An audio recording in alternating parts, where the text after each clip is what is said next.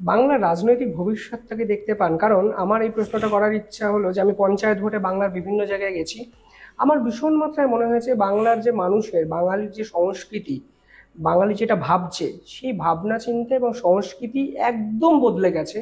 Rather than আমরা কলকাতাতে থেকে বাঙালিদের যেভাবে ভাবতে দেখি, গ্রামগঞ্জের মানুষরা বাংলাকে নিয়ে ওই রকম ডেসপারেটলি আর ভাবছেন হয়তো নয়। অনেক বেশি ব্যক্তিগত একটা স্বার্থ জড়িয়ে থাকে বাঙালির সঙ্গে।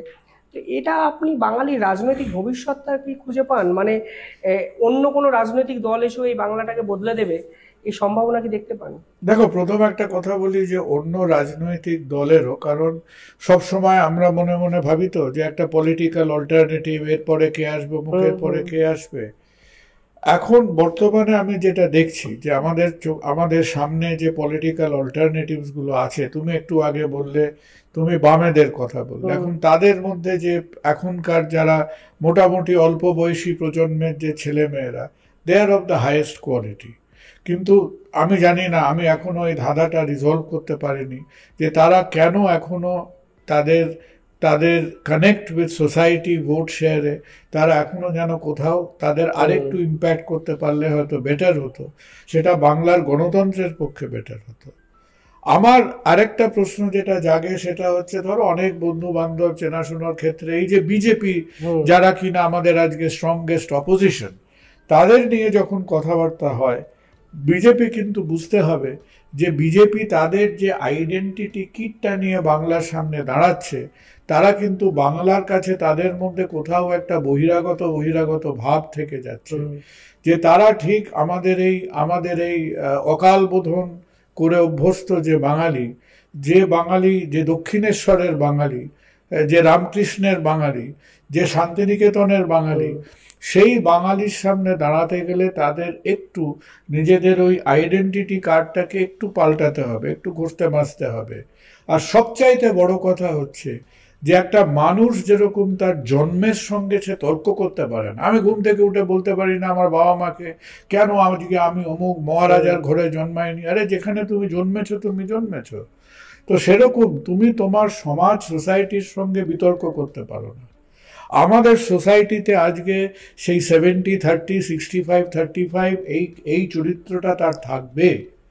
আর যাকে আজকে বাংলায় রাজনীতি করতে হবে, সে যদি মনে করে যে আমি ওই 35 ভাগের পাশ কাটিয়ে চলে যাব, হুম। তার সঙ্গে আমার কোনো সম্পর্ক নেই, সেই পাশ কাটিয়ে আমি একদিন হঠাৎ পট করে বসে পড়ব বাংলার হুম। মসনদে, সেইটা আমার মনে হয় সাংঘাতিক একটা চূড়ান্ত বিভ্রান্তি। রাইট। চূড়ান্ত বিভ্রান্তি। চৈতন্য বাঙালিকে বাঁচিয়ে রেখেছিল, আজকে তার হুসেন শাহের তার তার তার কৃপা করুণার হাতটা তার মাথায় ছিল বলে। হুম। বাংলা ভাষা হয়েছে কারণ মুসলিম রাজাদের আন্ডারে তারা দেবনাগরীর থেকে মুখ সরিয়ে নিয়ে আজকে একটা একটা প্রাকৃত প্রচলিত ভাষাকে তারা প্রাধান্য দিয়েছিল।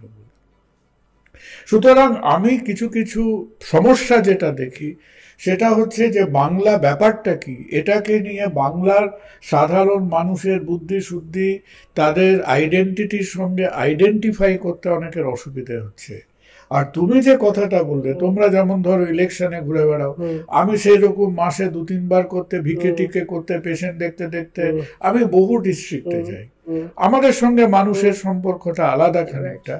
কিন্তু সেখানে আমি যেটা দেখি যে বাঙালি জীবনের মধ্যে আজকে কিন্তু কি বলবে, মানুষ যেরকম তার দুঃসময় বা দুর্ভাগ্যকে অ্যাকসেপ্ট করে, আজকে বাঙালির যেন হুম। কোথাও কেন সে যেন একটু গা ছেড়ে দিয়ে সে তার সেই এই আপেক্ষিক দুর্ভাগ্য বা দুঃসময়টাকে সে অ্যাকসেপ্ট করতে শুরু করেছে।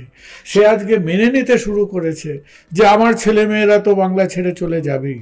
হ্যাঁ ভাই, তোমাকে কোনো মতে হাত ধরে ক্লাস 10টা পাস করিয়েছি, আর 1.5-2 বছর যেতে না যেতে তুমিও তো কোথাও পালিয়ে যাবে।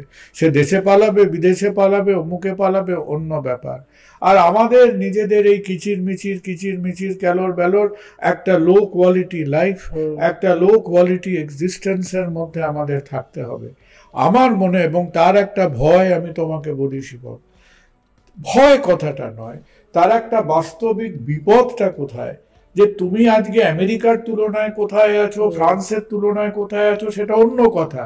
আজকে বাংলার কাছে প্রশ্ন হলো আমরা কর্ণাটকের তুলনায় কোথায় আছি, যে ভারতবর্ষের সঙ্গে আজকে আমি কাঁধে কাঁধ দিয়ে দাঁড়িয়ে থাকতাম, সেই মুম্বাইয়ের তুলনায় আমি কোথায় আছি, সেই দিল্লির তুলনায় আমরা কোথায় আছি।